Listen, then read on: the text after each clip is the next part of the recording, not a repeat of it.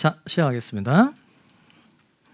이제 어디 오면 되냐면 233페이지 올까요? 233페이지 와서 용익물권 제도로 보도록 하겠습니다. 233 용익물권 제도에 세 가지가 있는데 지상권, 지역권, 전세권 세 제도가 용익물권에 들어가 있습니다.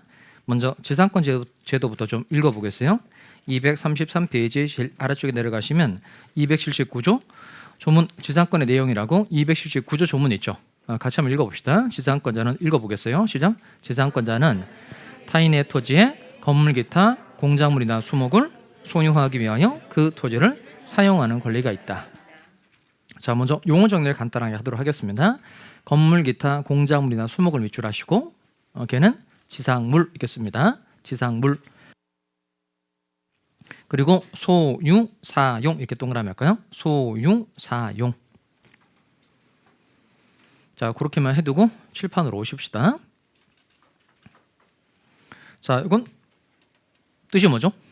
갑이 토지 소유자, 갑이 토지 소유자고 그런데 을이라는 사람이 갑의 땅 위에다가 건물도 이렇게 짓고 싶고 나무도 이렇게 심고 싶다는 겁니다. 그럼 좀 전에 정리한 내용이 요 건물 기타 공작물이나 수목을 통틀어 이렇게 표현한다는 겁니다. 뭐라고 표현한다? 지상물. 그러니까 토지 위에 존재하는 물건이다. 그래서 지상물 이렇게 표현합니다.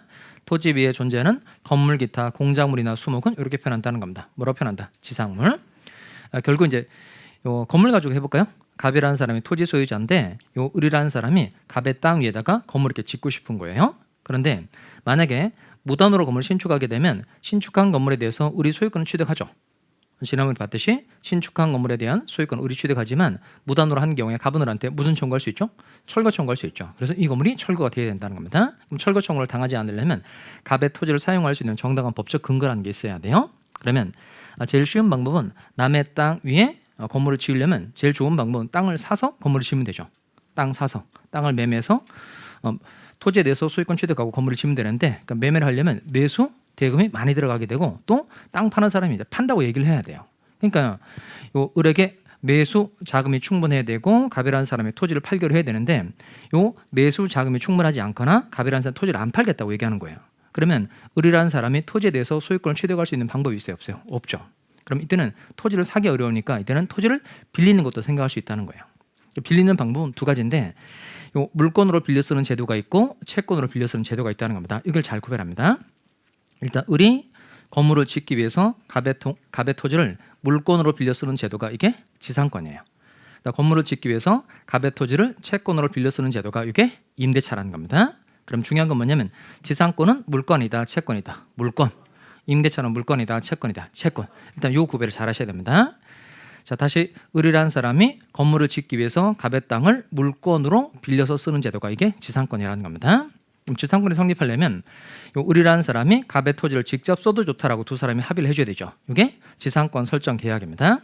무슨 계약이라고요? 지상권 설정 계약. 이건 토지의 사용 가치를 을에게 넘겨주기로 하는 합의가 되는데 요 을이 갑의 땅을 직접 써도 좋다라고 둘이 합의하는 걸 지상권 설정 계약이라고 말합니다. 그러면 이때 을이 지상권을 취득하는 원인은 법률 행위예요, 법률 규정이에요? 계약이니까. 그건 사용 가치를 을에게 넘기로 합의한 거죠. 그 합의라는 건 의인사 표시의 합치를 말하는 겁니다. 따라서 지상권 취득의 원인은 법률 행위다, 법률 규정이다. 법률 행위. 그러면 법률 행위로 인한 부동산 물권 변동은 몇 조에서 규정하고 있다 그러죠? 186조. 따라서 법률 행위로 인한 부동산 물권 변동의 경우에 물권이 변동하려면 반드시 뭐가 있어야 돼요? 등기가 있어야 물권 변동의 효력이 생기죠. 그래서 지상권 설정 계약을 맺고 등기를 하면 을이 지상권을 취득한다는 겁니다. 그럼 지상권 취득한 을의 이름 뭐죠? 지상권자. 갑의 이름은 지상권 설정자. 자, 그럼 이때 을이 지상권을 설정받은 이유는 뭐예요? 을이 지상권을 설정받은 이유는 뭘 하기 위해서? 건물을 짓기 위해서. 건물을 짓기 위해서 갑의 땅을 사용할 필요가 있기 때문에 지상권을 설정받은 겁니다. 그러니까 지상권은 이렇게 개념 정의하시면 되겠어요. 지상물을 뭐하기 위하여? 소유하기 위하여 타인의 토지를 직접 사용하는 권리. 이렇게 개념을 씁시다. 맨 밑에 내려오시면 자, 네모 2번 지상권이라고 되어 있는 거 찾으셨죠? 땡땡 하시고 지상권 옆에다 땡땡. 자, 이렇게 씁시다. 지상권의 뜻, 지상물을 뭐하기 위하여? 소유하기 위하여 타인의 토지를 직접 사용하는 권리. 지상물을 소유하기 위하여 타인의 토지를 직접 사용하는 권리. 자, 그럼 지상권은 어떻게 개념 정의하든지 간에 이 두 단어가 꼭 들어가야 됩니다. 뭐가 들어가야 돼요? 소유, 사용. 그러니까 지상물의 대표적인 게 건물이니까 건물을 짓기 위해서, 건물을 소유하기 위해서 타인의 토지를 사용하는 제도가 이게 지상권이라는 겁니다. 그러니까 즉 앞으로 건물을 소유하기 위해서 현재 타인의 토지를 직접 쓰는 제도가 이게 지상권인 거예요. 여기까지는 개념 잡혔어요? 네, 갑의 땅 위에다가 을이 건물을 짓고 싶은데 땅을 사기 어려울 때 물건으로 땅을 빌리는 제도가 이게 지상권이라는 겁니다. 그다음에 요 을이라는 사람이 보통 요 토지를 사용하는 대가가 지료인데 지료 내는 경우가 많아요? 안 내는 경우가 많아요? 지료 내는 경우가 많다? 안 내는 경우가 많다? 내는 경우가 압도적으로 많아요. 잘 보면 예를 들어서 철근 콘크리트 건물을 짓기 위해서 지상권 설정 계약을 체결한 겁니다. 그러면 을이라는 사람이 최소 갑의 땅을 30년간 쓸 수 있어요. 30년. 그 말은 뭐냐면 갑이라는 사람이 을에게 지상권을 설정해 주면 이 갑은 30년 동안 그 땅을 못 쓴다는 뜻인 거예요. 그럼 갑 쪽에선 땅을 빌려주고 당연히 지료 받을까요? 안 받을까요? 지료 받죠. 지료 받는 경우가 99.9%입니다. 99.9%. 그러니까 거의 대부분 다 지료를 지급하는 경우가 압도적으로 많다는 거예요. 다만 이 지료의 지급이 지상권의 성립 요건이다 아니다? 아닌 거예요. 이건 뭘 봐야 되냐면 전세권을 먼저 좀 봐야 됩니다. 자, 어디를 보냐면 239페이지 금방 갔다 올 거예요. 239. 자, 239페이지에 가시면 303조 조문 있죠. 전세권의 내용이라고 되어 있는 거 찾으셨어요? 자, 거기 1항 갑시다. 전세권자는 읽어보겠어요. 시작. 전세권자는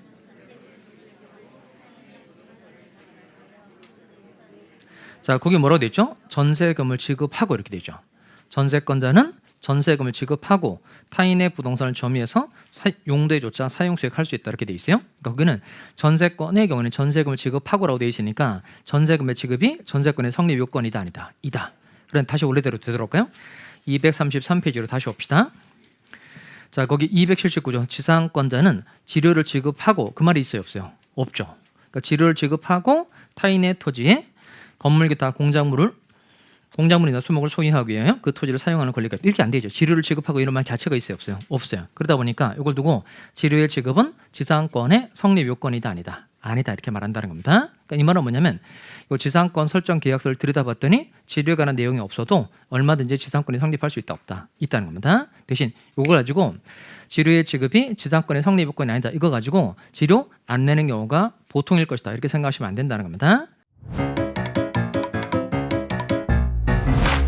에듀윌 유료 회원만의 명품 교수 서비스.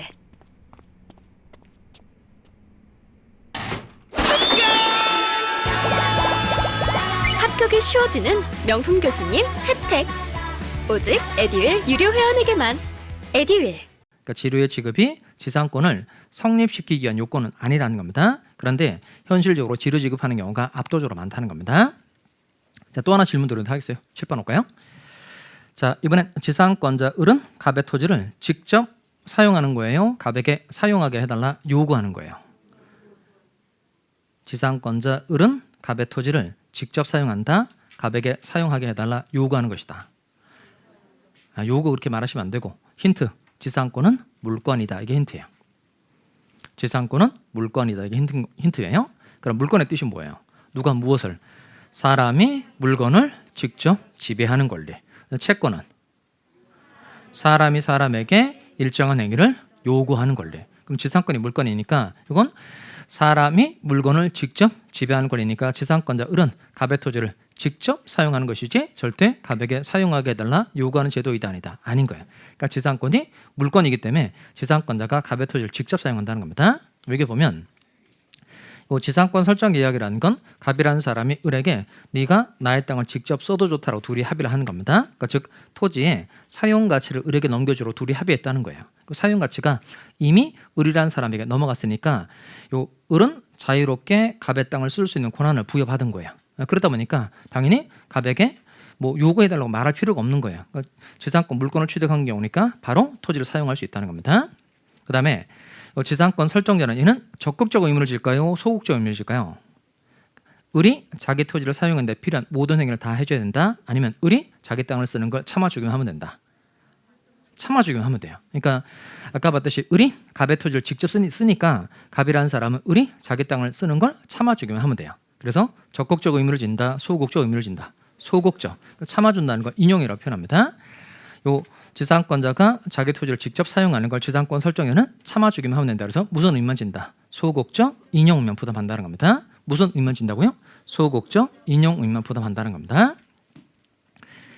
자, 그다음에 지상권의 뜻 다시 원래대로 되돌아올까요? 지상물을 뭐하기 위하여, 소유하기 위하여 타인의 토지를 직접 뭐하는 권리, 사용하는 권리가 지상권인데 중요한 건 뭐냐면 요 지상권의 경우에 현재 토지에 아무것도 없어요. 현재 토지에 아무것도 없으면 지상권이 성립할 수 있나요, 없나요? 자, 지상물을 소유하기 위하여 이 말은 앞으로 건물을 짓기 위해서 이런 뜻인 거예요. 그럼 앞으로 건물을 짓기 위해서 현재 타인의 토지를 사용하는 제도가 이게 지상권인 겁니다. 그럼 지상권 설정 받고 건물을 지으면 된다는 뜻인 거예요. 그러면 현재 토지에 아무것도 없어도 지상권이 성립할 수 있다 없다? 할 수 있다는 거죠. 왜냐하면 현재 토지에 아무것도 없다는 겁니다. 나대지에 대해서 지상권 당연히 성립할 수 있어요, 없어요? 있죠. 그럼 지상권 성립하고 난 다음에 건물을 지으면 되니까 현재 지상물이 없어도 지상권이 성립할 수 있다는 겁니다. 그 다음에 지상권 설정받고 건물을 지어놓은 거예요. 그런데 건물이 태풍 불어서 박살났어요. 그러면 의뢰 지상권은 존속할까요, 소멸할까요? 지상권 설정받고 건물을 지어놨는데 건물이 태풍 불어서 박살났다는 겁니다. 의뢰 지상권은 존속한다, 소멸한다? 존속해야 돼요, 소멸해야 돼요? 당연히 존속해야 되죠. 존속해야만 지상권이라는 권리가 존속해야만 또 건물을 지을 수 있게 되니까. 자, 그러면 지상물이 없어도 지상권이 성립할 수 있고 지상물이 멸실해도 지상권이 그대로 존속한다는 겁니다. 그럼 이 말은 지상권이 지상물에 함께 따라다닌다, 안 따라다닌다? 안 따라다닌다는 거죠. 다시 지상물이 없어도 지상권은 성립할 수 있고 지상물이 멸실해도 지상권 그대로 존속하는 거니까 지상권이 지상물에 함께 따라다닌다, 안 따라다닌다? 안 따라다닌다는 거죠. 그럼 표현할 때 함께 따라다니는 성질은 이렇게 말합니다. 읽어볼까요? 뭐라고 표현한다? 부종성. 그런데 지상권에는 부종성이 있다는 거예요, 없다는 거예요? 없다는 겁니다. 다시 지상권에는 부종성이 있다, 없다? 없다는 겁니다. 한 장 넘겨볼까요? 234페이지 쭉 내려올까요? 234페이지 제일 아래쪽에 내려오시면 자, 거기 동그라미 2번 제가 색칠해놓은 부분 찾으셨어요? 지상권에는 부종성이 없다. 잘 밑줄합니다. 다시 지상권에는 부종성이 있다, 없다? 없다는 겁니다. 나중에 지역권은 부종성이 있다는 거 배우고 전세권도 부종성이 있다. 유치권과 저당권도 부종성이 있다는 걸 나중에 배우게 됩니다. 그래서 지상권에는 부종성이 없기 때문에 이 내용을 반드시 잘 기억해 두시기 바랍니다. 다시 지상권에는 부종성이 있어요, 없어요? 없어요. 자, 따라서 읽어봅시다. 따라서 읽어보겠습니다. 시작. 따라서 현재 건물 기타 공작물 또는 수목이 없더라도 지상권은 유효하게 성립하고 기존의 건물 기타 공작물이나 수목이 멸실하더라도 지상권은 그대로 존속하게 되는 겁니다. 이걸 두고 지상권에는 뭐가 없다고 말한다고요? 부종성이 없다 이렇게 말한다는 겁니다. 자, 다시 이제 세 개 공부한 거예요. 먼저 점유권의 뜻이 뭐죠? 점유권의 뜻. 얘는 잘 외워둡니다. 하여튼 의는 잘 쉬는 시간에 부지런히 외워두세요. 점유권의 뜻이 본권 요물을 불문하고 물건에 대한 사실상의 지배를 보호하는 권리. 소유권의 뜻이 뭐였었죠? 법률의 범위 내에서 물건을 직접 사용, 수익, 처분할 수 있는 권리. 그다음에 이 지상권은 지상물을 뭐하기 위하여? 소유하기 위하여 타인의 토지를 직접 사용하는 권리. 자, 그다음 이렇게 남의 물건을 빌려 쓰는 권리들은 존속 기간이 중요한데요. 존속 기간에 관한 건 280조, 281조에서 규정하고 있어요. 오른쪽에 가볼까요? 지상권의 존속 기간 찾으셨어요? 자, 먼저 280조 조문을 갑시다. 280조 1항 계약으로 찾으셨어요? 읽어보겠습니다. 시작.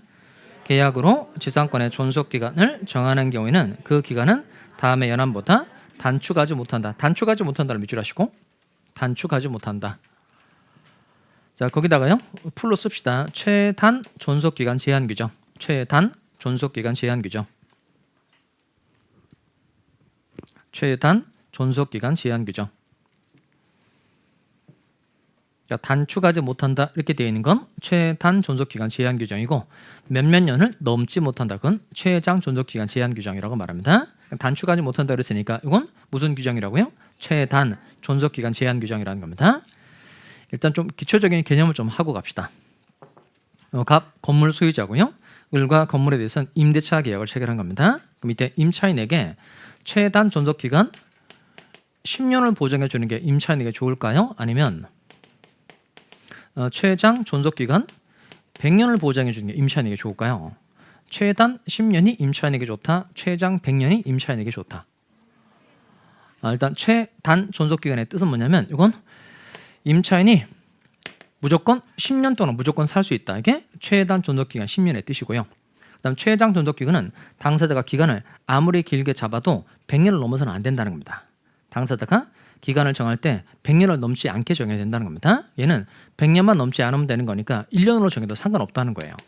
그러면 경제적 약자인 임차인에게는 그 집에 오래 살 수 있도록 해주는 게 임차인 보호에 훨씬 유리한 거죠. 그러니까 최장 존속 기간은 아무리 길게 잡아봐도 경제적 약자를 보호하는데 아무 의미가 없고 무선 기간을 보장해 주는 게 훨씬 중요하다. 최단 존속 기간을 보장해 주는 게 중요하다는 겁니다. 그러면 이 토지 소유자하고 땅을 빌려 쓰는 지상권자 중에 누가 경제적 약자인 거예요. 아무래도 빌려 쓰는 지상권자가 경제적 약자다 보니까 이 사람을 보호해 주기 위해서는 무선 기간을 보장해 주는 게 매우 중요한 거예요.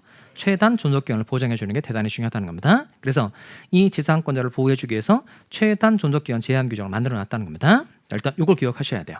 지상권의 경우에 최단 존속 기간 제한 규정이 있다 없다. 있다는 겁니다. 다시 지상권의 경우에 최단 존속 기간 제한 규정이 있다 없다. 있다. 즉 최소한 땅을 쓸 수 있는 기간을 보장해 주고 있다는 겁니다.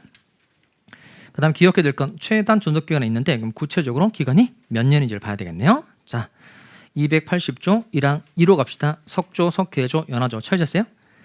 자, 1호 한번 읽어봅시다. 1호 1점 이렇게 되는 거 1호 이렇게 읽는 겁니다. 읽어보겠어요? 석조, 석회조, 연화조 또는 이와 유사한 견고한 건물이나 수목의 소유를 목적으로 하는 때에는 30년. 아무리 유명하시더라도 저랑 공부 스타일이 안 맞으면 그냥 안 맞더라고요. 에듀 유료회원이면 교수님들을 고를 수 있으니까 과목별로 나만의 드림팀을 만든 느낌? 저랑 꼭 맞는 교수님을 선택할 수 있었던 게 합격 비법이었던 것 같아요. 일단 석조 건물인데요. 석조 건물은 석조는 뭐죠? 이게 돌로 만든 집. 그다음 석회조는 시멘트로 만든 거고. 그다음 연화조는 기와가 아니고요. 붉은 벽돌. 대신 쓰지는 마세요. 뭐 돌, 뭐 시멘트, 붉은 벽돌 뭐 그런 거 시험 문제 안 나요. 쓰지 마시고. 뭐가 포인트냐면 견고. 그러니까 견고한 건물을 소유하기 위해서 지상권 설정 계약을 체결하게 되었다. 이때 토지를 적어도 몇 년 동안 쓸 수 있다. 30년 쓸 수 있다는 겁니다. 그리고 수목 동그라미 할까요? 수목. 나무로 심기 위해서 지상권 설정 계약을 체결한 경우에 최단 존속 기간 몇 년이 된다는 거예요. 30년. 그러니까 이렇게 30년보다 짧게 정하면 안 된다는 겁니다. 그다음 2호 갑시다. 전호 이외의 건물의 소유를 목적으로 한 때는 몇 년? 15년. 그다음에 3호 갑시다. 건물 이외의 공작물의 소유를 목적으로 한 때 공작물 동그라미 하시고. 공작물의 뜻이 뭐죠? 공작물. 이건 인공적으로 만들어낸 물건. 그러니까 사람이 인공적으로 만들어낸 물건. 이게 공작물이 되는 겁니다. 그럼 건물은 공작물에 해당돼야 한대요. 건물은 공작물에 해당한다, 해당하지 않는다. 당연히 해당하죠. 사람이 만든 거니까. 사람이 만든 건 다 공작물인 거예요. 뭐 건물도 공작물이고 육교도 공작물이고 그다음 책상, 의자, 핸드폰, 뭐 책 다 사람이 만들어낸 건 이건 다 공작물에 해당한다는 겁니다. 그러니까 사람이 인공적으로 만들어낸 물건을 다 공작물이라고 말해요. 그런데 그 3호는 건물 이외의 공작물의 소유를 목적으로 한 때는 몇 년? 5년. 자, 그럼 7번 볼까요? 이렇게 최단 존속 기간 제한 규정이 있어요, 없어요? 있고 기간은 몇 년이죠? 30년, 15년, 5년이라는 겁니다. 그러면 어떤 게 30년짜리인 거예요? 견고수목. 그러니까 견고한 건물의 소유를 목적으로 한 때, 수목 소유를 목적으로 한 때 최단 존속 기간 몇 년이다? 30년. 그다음에 공작물. 이게 공작물이 건물 이외의 공작물인 거예요. 건물 이외의 공작물. 그럼 이 공작물의 소유를 목적으로 한 때는 몇 년이죠? 5년. 그다음 이도 저도 하는 경우가 15년. 이렇게 정리해서 외우면 되겠어요. 견고수목은 몇 년? 30년. 그다음 공작물은 몇 년? 5년. 이도 저도 하는 경우가 15년. 그 공작물이 건물 이외의 공작물을 말하는 겁니다. 건물도 공작물에 해당되는 거예요. 근데 건물 이외의 공작물의 소유를 목적으로 한 때 5년이 된다는 겁니다. 자, 그럼 이해했는지 여쭤볼 테니까 7번 볼까요? 자, 이걸 산수를 잘 하셔야 됩니다. 자, 먼저 철근 콘크리트 건물을 짓기 위해서 지상권 설정 계약을 체결한 거예요. 그 다음에 육교 설치를 위해서 육교를 설치하기 위해서 지상권 설정 계약을 체결했다는 겁니다. 그 다음에 목조 건물을 지을 목적으로 지상권 설정 계약을 체결한 거예요. 그 다음 소나무를 심기 위해서 지상권 설정 계약을 체결한 겁니다. 그럼 이때 각각 최단 존속 기간이라는 게 존재하죠. 그럼 이때 최단 존속 기간의 합은 몇 년이에요? 각각의 경우에 최단 존속 기간의 합은 몇 년이다.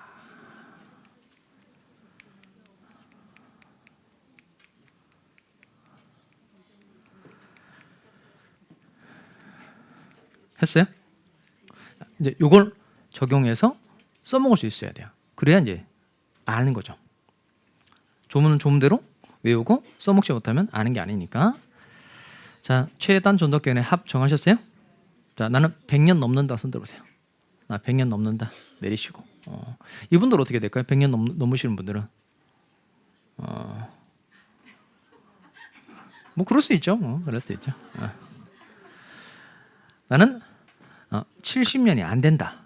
70년 안 된다. 있네요.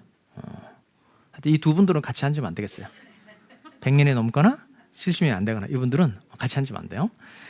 자, 한번 해봅시다.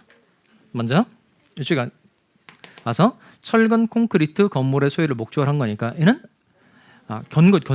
견고한 건물의 소유를 목적으로 한 거니까 최단 존속 기간이 몇 년 되는 거죠? 30년. 그다음 6교 때문에 틀리게 되는데 6교 설치를 위해서 지상권 설정 계약을 체결한 겁니다. 6교는 몇 년 될까요? 이거 최단 존속 기간이 5년. 그러니까 6교는 그 15년 건물. 15년도 건물이고 얘는 건물 임의 공작물이라서 얘는 몇 년? 5년. 그다음 목조 건물은 얘는 이도 저도 아닌 경우죠. 견고한 건물도 아니고 건물 위에 공작물도 아닌 거니까 얘는 이도 저도 아닌 경우라 15년. 그다음 소나무니까 수목소의 목적으로 한 거니까 얘는 몇 년이죠? 30년. 이거 더 하면 된다는 거예요. 이거 더 하면. 자, 이거 더 하면 몇 년이에요? 80년. 자, 제 모의고사 차례가 들어오면 이거 문제를 내보도록 하겠어요. 최단 존속 기간의 합은 몇 년이냐? 정답은 몇 번이 될까요? 정답 80년인데 80년이 보기가 몇 번 될까요? 3번. 답도 알려드렸어요. 첫 모의고사는 절대 빵점이 나오지 않는다 이거예요. 최단 존속 기간의 합은 몇 년? 내도록 해보겠어요. 일단 이걸 외웁니다.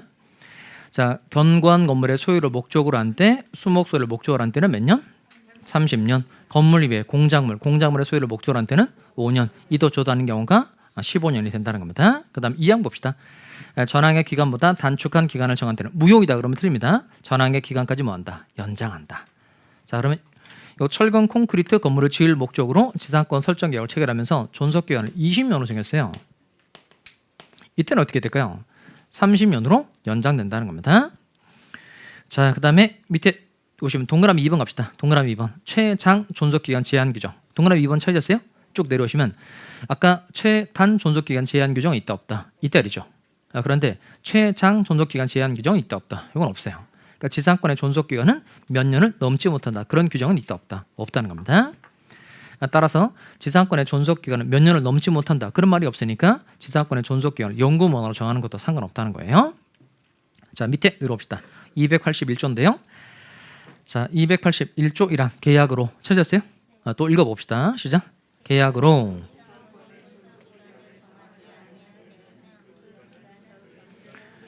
자, 그러면 존속 기간을 정하지 아니한 때, 존속 기간을 정하지 않은 때, 그 계약을 체결하면서 존속 기간 정하지 않을 수도 있죠. 예를 들어서 이 철근 콘크리트 건물의 소유를 목적으로 지상권 설정 계약을 체결하면서 존속 기간을 정하지 않았다는 겁니다. 이때는 어떻게 될까요? 그냥 30년으로 해준다는 겁니다. 자, 그래서 그 뒤에 전조의 최단 존속 기간을 한다 그랬으니까 그다 씁시다. 30년, 15년, 5년 이렇게 씁시다. 그러니까 계약을 체결하면서 지상권의 존속 기간을 정하지 않았다. 그러면 각각 공작물의 종료 구조를 따져서 30년짜리 줄 건 30년, 그다음 5년짜리 줄 건 5년, 그다음 15년짜리 줄 건 15년 이렇게 해준다는 겁니다. 그러니까 기간을 정하지 않았을 때 최단 존속 기간을 존속 기간 한다는 겁니다. 그다음 써먹을 만한 건 이제 2항인데요. 지상권 설정 당시에 찾았어요? 자, 읽어보겠습니다. 2항 읽어보겠어요. 시작. 지상권 설정 당시에 자, 전조 2호의 건물의 소유를 목적으로 한 것으로 본다. 밑줄 하시고 전조 2호니까 이거 몇 년으로 본다는 거예요? 15년. 자, 그다음 포인트가요. 공작물의 종류와 구조를 정하지 않았는데 공작물이 포인트입니다. 공작물의 종류와 구조를 정하지 않았을 때. 자, 그럼 이걸 조금만 연습해 볼까요? 그럼 칠판 옵시다. 자, 먼저 철근 콘크리트 건물을 지을 목적으로 지상권 설정 계약을 체결했는데 존속 기간을 정하지 않으면 그냥 몇 년이 되는 거죠? 30년이 되는 거고, 그다음 목조 건물을 지을 목적으로 지상권 설정 계약을 체결했는데 존속 기간을 정하지 않은 거예요. 그러면 몇 년이 되는 거예요? 15년이 되는 겁니다. 이건 공작물의 종류와 구조가 정해졌다, 안 정해졌다? 정해졌죠. 철근, 콘크리트, 목조 이렇게 돼 있으니까 이건 공작물의 종류가 정해진 거예요. 그러니까 공작물의 종류와 구조가 정해지면 그에 따라 이제 기간을 정하면 된다는 겁니다. 그런데 이번에 이렇게 한 거예요. 그러니까 어떤 건물인지 특정하지 않은 겁니다. 그냥 건물을 지을 목적으로 지상권 설정 계약을 체결하기로 한다 이렇게 정했고 기간이 나와 있지 않다는 겁니다. 이건 공작물의 종류와 구조를 정하지 않은 경우니까 이때는 몇 년으로 본다? 15년으로 본다는 겁니다. 이해할 수 있겠죠? 공작물의 종류와 구조가 정해지면 그에 따라 30년, 15년, 5년 이렇게 정하면 되고 공작물의 종류와 구조를 정하지 않았다면 중간짜리 몇 년을 준다? 15년짜리를 준다는 겁니다.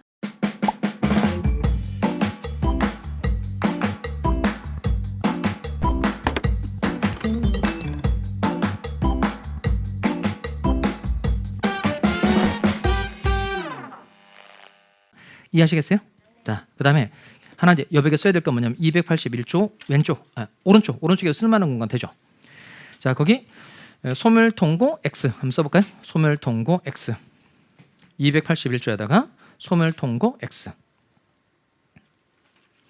자, 이건 전세권과 잘 비교를 하셔야 되는데 전세권의 경우에 존속 기간을 정하지 않으면 각 당사자가 소멸통고라는 걸 할 수 있어요. 어디의 경우는 전세권의 경우에는 기간 정하지 않았다면 서로 소멸 통고할 수 있고 상대방이 통고를 받은 날로부터 6개월이 경과하면 전세권이 소멸하도록 되어 있는데 지상권에는 소멸 통고 제도가 있다 없다는 겁니다. 원래 조금만 공부를 해보면 내용 쉽게 접근할 수 있는데 아예 바로 정리를 해볼 자리인 겁니다. 원래 기간 정하지 않았을 때 나오는 게 소멸 통고 제도인데 지상권의 경우에 기간을 정하지 않으면 그냥 최단 존속 기간을 한다는 겁니다. 그래서 소멸 통고하고 이런 제도는 지상권에 있다 없다는 겁니다. 그러니까 지상권에는 소멸 통고 제도 자체가 있다 없다는 거예요. 다시 원래대로 와볼까요? 지상권의 뜻이 뭐죠? 지상권의 뜻이 지상물을 소유하기 위하여 타인의 토지를 직접 사용하는 권리. 그러니까 앞으로 건물을 짓기 위해서 현재 남의 땅을 사용하는 제도가 이게 지상권이라는 겁니다. 그 다음에 지상권의 경우에 을이 지료 지급하는 경우가 압도적으로 많고 그다음 건물도 짓고 나무도 심는 등 많은 자본을 투하하게 된다는 겁니다. 그래서 이 투하한 자본을 회수하기 위해서 지상권자에게 처분할 수 있는 길을 열어주고 있어요. 자, 그게 지상권의 처분인데 한 장 넘어가서 오른쪽 제일 위에입니다. 지상권의 처분이라고 되어 있는 거 찾으셨어요? 자, 237페이지 제일 위로 올라가시면 자, 거기 지상권의 처분이라고 해서 282조 조문이 있죠. 자, 그거 눈으로 한번 읽어볼까요?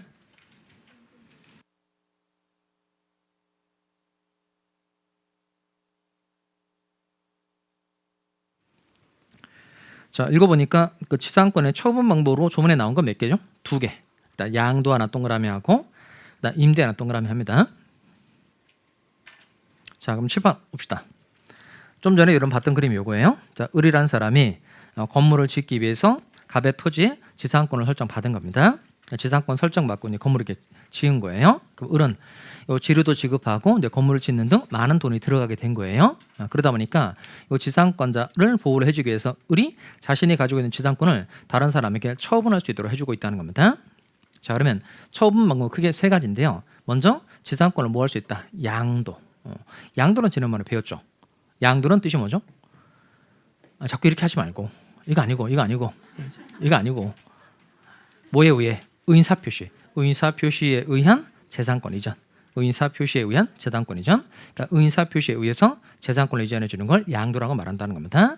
그 다음에 지상권자는 토지를 사용할 권리가 있으니까 토지를 다른 사람에게 임대할 수 있다는 겁니다. 그리고 지상권을 담보로 제공할 수도 있어요. 이렇게 지상권의 처분 방법은 세 가지 있다는 겁니다. 이 세 가지를 그 지상권의 처분 옆에다 씁시다. 그러니까 지상권 처분 방법은 세 가지인데요. 양도, 임대, 담보 제공할 수 있다는 겁니다. 그러니까 지상권의 처분 237페이지 제일 위에 지상권의 처분에다가 세 가지를 씁니다. 이렇게 지상권 처분 방법에 세 가지가 있다는 걸 일단 기억하셔야 되고요. 그 다음 더 중요한 건 뒤에 겁니다. 이때 세 가지 처분 행위를 할 때 설정자의 동의가 필요하다, 필요 없다. 필요 없어요. 그러니까 지상권 설정에 동의가 없어도 이런 거 충분히 할 수 있다는 겁니다. 이 말은 지상권 설정자 쪽에서 반대를 해도 동의가 필요 없다고 했으니까 반대해도 할 수 있다는 거예요. 그 다음에 이 지상권 설정 계약을 체결하면서 지상권자 너는 이러이러한 처분을 하지 못한다. 금지시킬 수 있어요, 없어요? 이것도 안 됩니다. 그러니까 뭐도 필요 없고 동의도 필요 없고 금지도 할 수 없다는 겁니다. 그래서 애초에 지상권 설정 계약을 체결하면서 지상권자 너는 지상권을 타인에게 양도하지 못한다. 암만 특약사항에다가 집어넣어놨다고 하더라도 이런 특약은 다 유효이다, 무효이다. 무효. 자, 틀리면 안 됩니다. 다시 지상권 처분 시에 설정자의 동의가 필요하다, 필요 없다. 필요 없고 지상권의 처분을 설정 행위로 금지할 수도 있다, 없다. 없다는 겁니다. 그래서 지상권의 처분은 완전 자유라서 어떠한 내용의 제한도 가할 수 없다는 겁니다. 자, 그다음 쭉 내려와서요. 지료 찬압의 효과 한번 해봅시다. 지료 찬압의 효과 287조인데요. 237페이지 제일 아래쪽에 내려오시면 287조 조문이 있는데 찾으셨어요? 자, 읽어봅시다. 자, 지상권자가 읽어보겠어요. 시작. 지상권자가 2년 이상의 지료를 지급하지 아니한 때에는 지상권 설정자는 지상권의 소멸을 청구할 수 있다. 일단 2년 이상 네모칸 치시고 2년 이상 그 다음에 소멸 청구 이렇게 해봐요.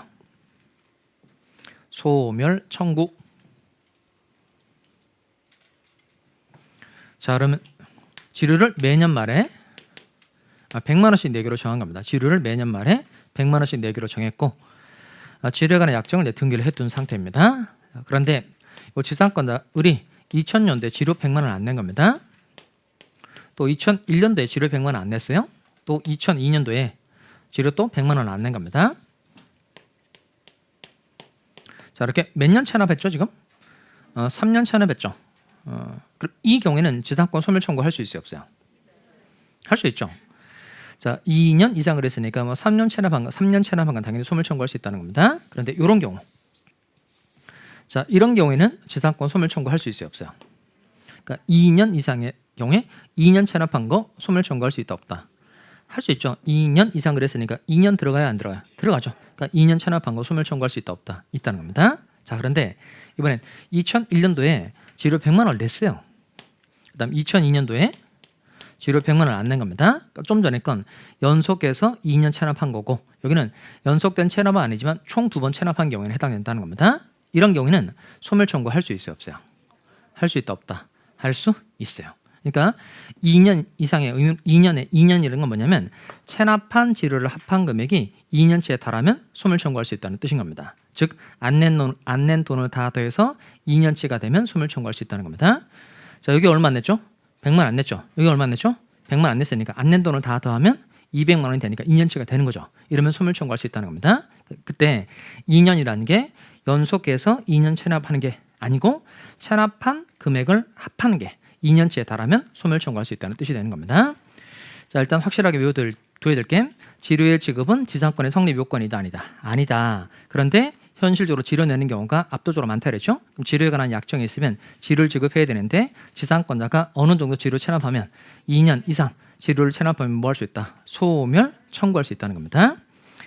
자, 하나 또 용어 정리를 하나 해둘까요? 여기다 소멸 청구라고 쓰시고 소멸 청구. 소멸 청구를 언제 쓰는 단어냐면 지료 체납하지 않았다처럼 의무 위반. 자, 의무를 위반한 경우에 나오는 제도가 소멸 청구고요. 그 의무 위반의 경우에 소멸 청구의 의사를 표시하면 즉시 소멸합니다. 그러니까 을이 지료를 체납하지 않아서 갑이 지상권 소멸 청구를 했다는 겁니다. 그 밑에는 지상권이 곧바로 소멸한다는 겁니다. 즉시 소멸하는 게 요 소멸 청구의 특징입니다. 그러니까 좀 뒤에 이제 소멸 통고란 제도를 배울 텐데 걔는 쓰는 상이 달라요. 그 소멸 통고는 기간을 정하지 않았을 때 나오는 제도가 소멸 통고고 얘는 반드시 즉시 소멸하는 게 아니고 일정한 기간이 경과해야만 소멸하게 되는 건 소멸 통고라고 말합니다. 그러니까 용어를 잘 구별해서 쓰셔야 돼요. 다시 지상권자가 지료 체납하는 등 의무를 위반했다면 지상권 설정에는 뭐 할 수 있다고 말한다고요? 소멸 청구할 수 있다고 말하고 이때는 곧바로 지상권이 소멸하게 되는 겁니다. 자, 그럼 다시 칠판에 와서 지상권의 뜻이 뭐죠? 그러니까 지상권 하면 늘 머릿속에 소유, 사용 이렇게 생각이 나야 됩니다. 건물을 짓기 위해서 남의 땅을 물권으로 빌려서 쓰는 제도가 지상권인 거예요. 자, 지상권의 뜻이 지상물을 뭐하기 위하여? 소유하기 위하여 타인의 토지를 직접 사용하는 권리. 그다음 이때 요 지상권 처분 방법 총 몇 가지 있다고요? 세 가지 있다는 겁니다. 양도, 그다음 임대, 그다음 담보 제공할 수 있다는 겁니다. 이때 지상권 설정제 동의 필요하다, 필요 없다, 필요 없고 또 설정 행위로서 지상권의 처분을 금지할 수도 있다, 없다는 겁니다. 그래서 지상권의 처분은 완전 자유라서 어떠한 내용에 제한되고 가할 수 없다는 겁니다. 그다음에 요 지상권 설정자가 요 소멸 청구할 수 있는 경우가 있는데 지상권자가 어느 정도 지로 체납했을 때 소멸 청구할 수 있다고요? 2년 이상. 확실하게 잘 외워야 됩니다. 2년 이상 지로 체납했을 때 뭐 할 수 있다? 소멸 청구할 수 있다는 겁니다. 자, 일단 여기까지 해두고요. 좀 쉬었다가 지역권 제도하고 전세권 제도 보도록 하겠습니다.